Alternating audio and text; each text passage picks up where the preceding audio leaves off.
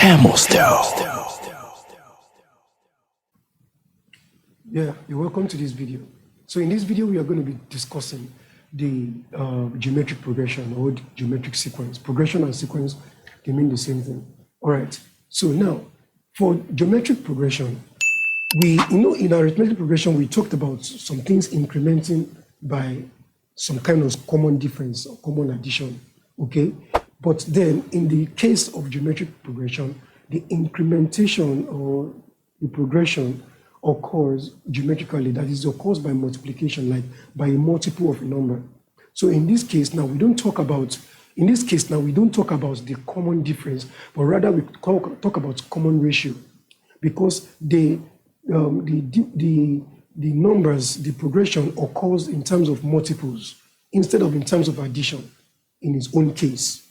By definition, it's said that a geometric sequence is a sequence in which each successive term of the sequence are equal in ratio. So in that case now, for AP, we have equality in difference, but here we have equality in ratio. Let me just show you how it goes. If, for instance, we have a sequence like 2, okay, 4, 8, 16, 32, and so on. This is an example. You can see, like if I say, okay, you can see that it's not a common difference, because if you say 4 minus 2 is 2, right? But 8 minus 4 is not 2. 16 minus 8 is not 2. So this is an example of a geometric progression or a geometric sequence, because the way at which they increment or decrement is geometric, is in terms of multiple of a particular value. Okay, so that's why we call it geometric. Now, if you apply that into this, now if you look carefully, you will see that each of the numbers change by a ratio of 2. Like if you want to know the multiple, the multiplying factor with which the numbers change, what you used to know is to find the common ratio. Like instead of saying this one minus this one, as in the case of AP, rather you will say this divided by this. So, which means common ratio in this case now will be 4 divided by 2, and that is equal to 2. If you check again, and in anywhere you see that, or you say 16 divided by 2 by 8, you will still get 2. Or you say 32 divided by 8 divided by 16, you still get 2. So in this case now, the common ratio is what? Is 2. So it is by the factor of that 2 that the values change. So you will see that 2 multiplied by 2 will give you what? 4. Multiplied by 2 will give you 8. Multiplied by 2 will give you 16. Multiplied by 2 will give you 32. So this kind of sequence is what we refer to as geometric sequence. I believe you get that story. So now, in this case, if you want to find like the next value of a sequence, just the same way we have it for the arithmetic progression, you use this formula for it, where A is the first term and R is the common ratio. Remember, we are dealing with common ratio in this case and not common difference as in AP. So if, for example, the question says, you have this sequence here, and it now says, okay, find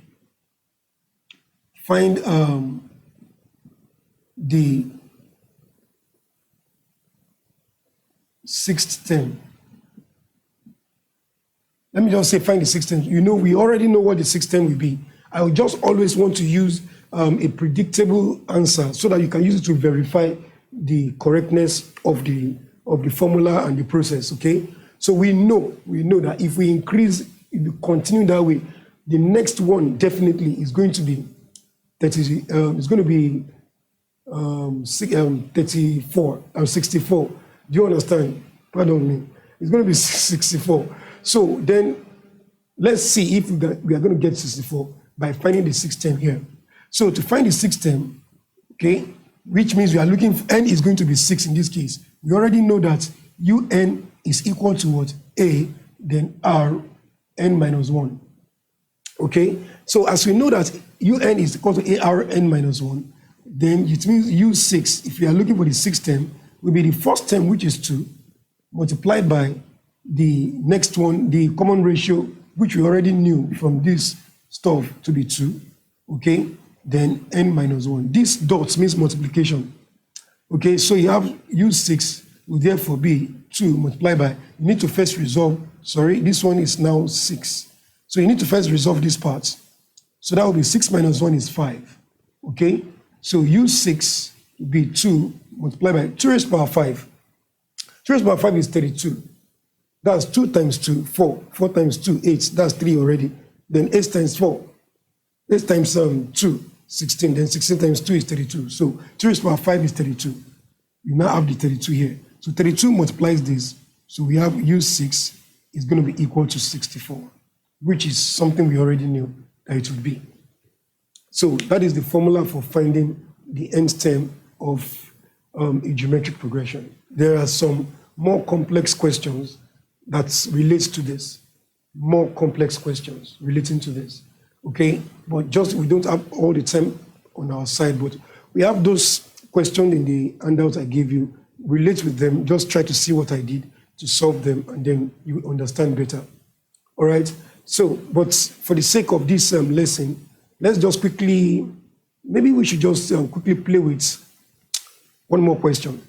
Or let me jump straight to the sum, okay? Let's just do the sum. And then if there is still enough time, we'll play with one more question as per the usage of this formula, okay? All right, this time around now, let's just quickly find the sum of the, let's say, just to make it easy, let's find the sum of the first 3 terms. Now, to find the sum of the first 3 terms, you know, we already know that 8 plus 4 is 12, 12 plus 2 is 14. So we are expecting to get the answer 14 by the time we find the sum of the first 3 terms. So the general formula for finding sum of the nth term of an AP, of a GP, you have Sn, as written here, is what? A into bracket r raised to power n minus 1, then divided by r minus 1. Okay? So we have it that way. Rn minus 1 divided by r minus 1. Very simple. Okay?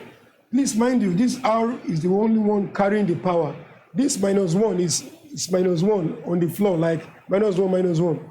But the power belongs to r. Don't compare it with this one where n minus 1 are both power.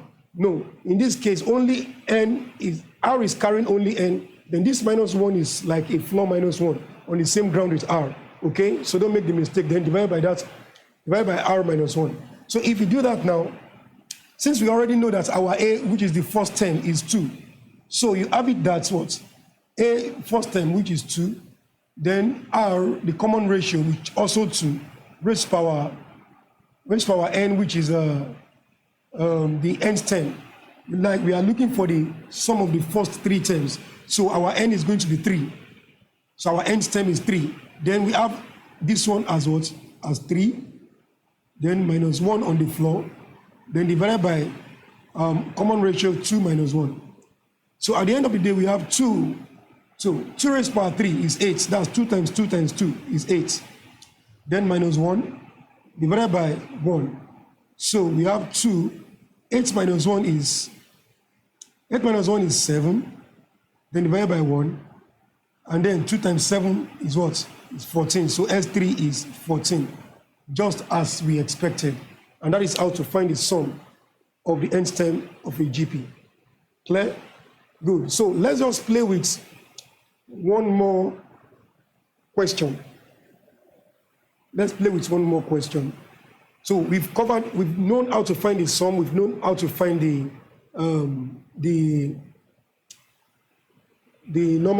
formula for the sequence, okay? Let's play with a question.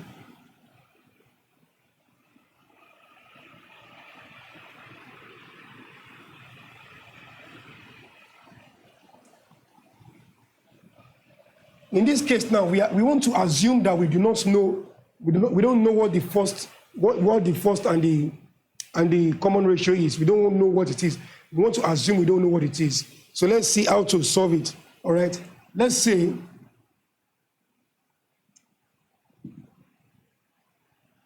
the second term of a geometric sequence or geometric progression is 4. And the fourth, let's say the fifth term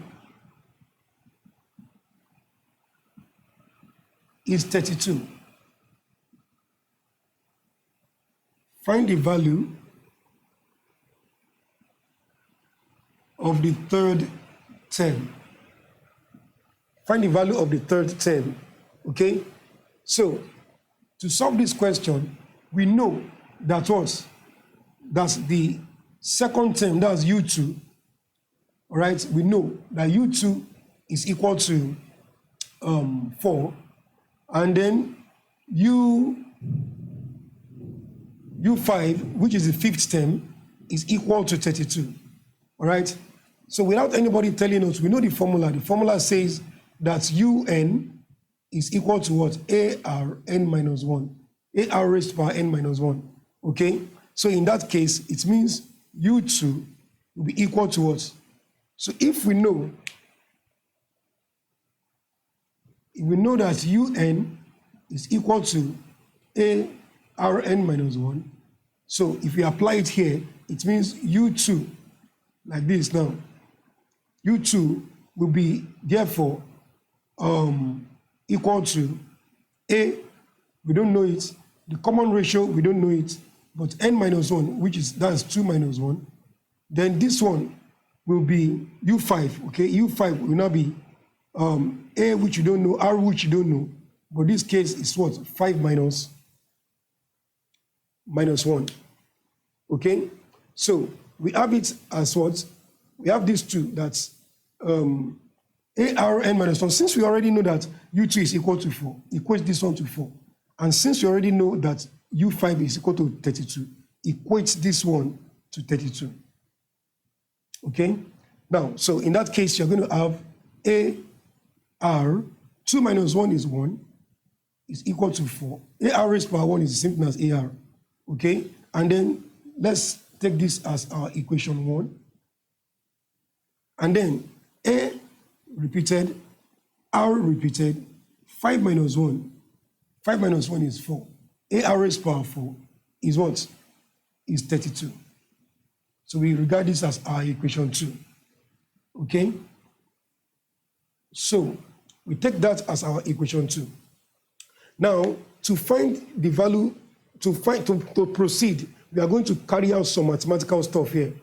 I think what the best thing to do to eliminate A in this case, since A and A are equal, all right, so the best thing to do to eliminate A is to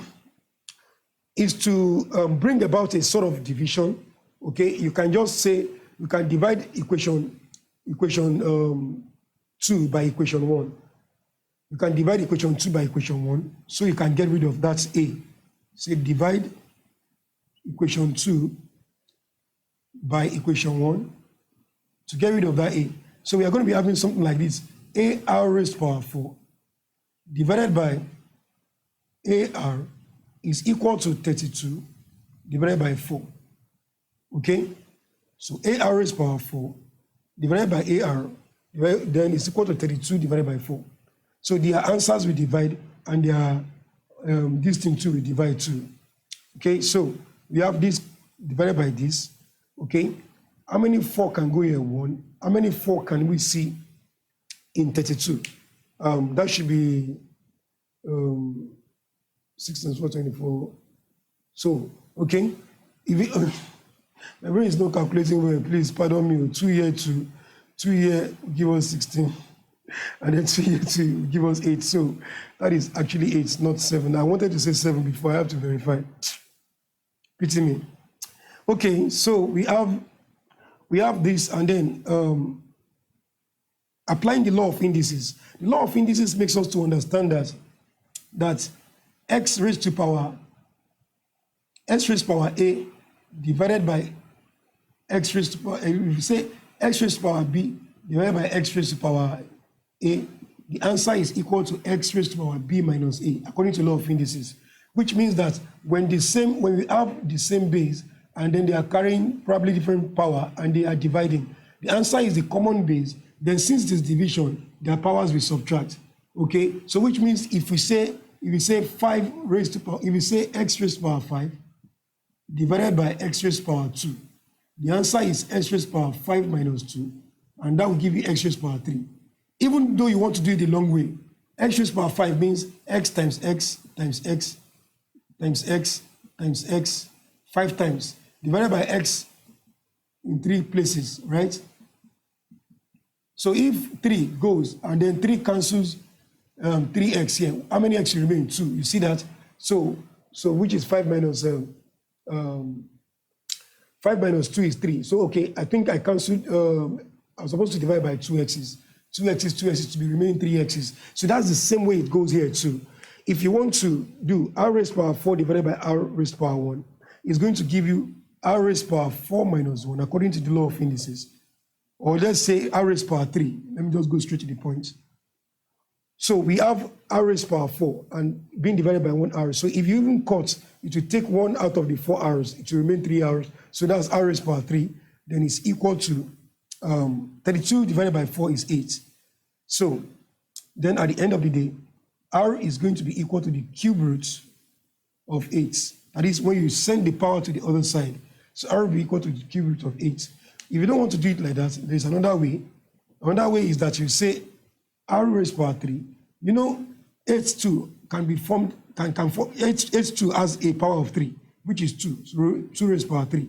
So if you say r raised to power 3 is equal to 2 raised to power 3, okay, according to the rules of indices, you can say, we can conclude that r is equal to 2, since the equal power is equal base, okay? So, but if you're not sure of yourself in that way, the same way you're going to do it, you can just do it the other way around by finding the cube root of 8. So the cube root of 8 means that we are looking for a number that will multiply itself 3 times to give us 8. And that number is 2, because 2 times 2 times 2 will give you what? 8. All right, so either way you want to do it, you're still going to get the same answer. So you can say r, you can decide to say r is equal to,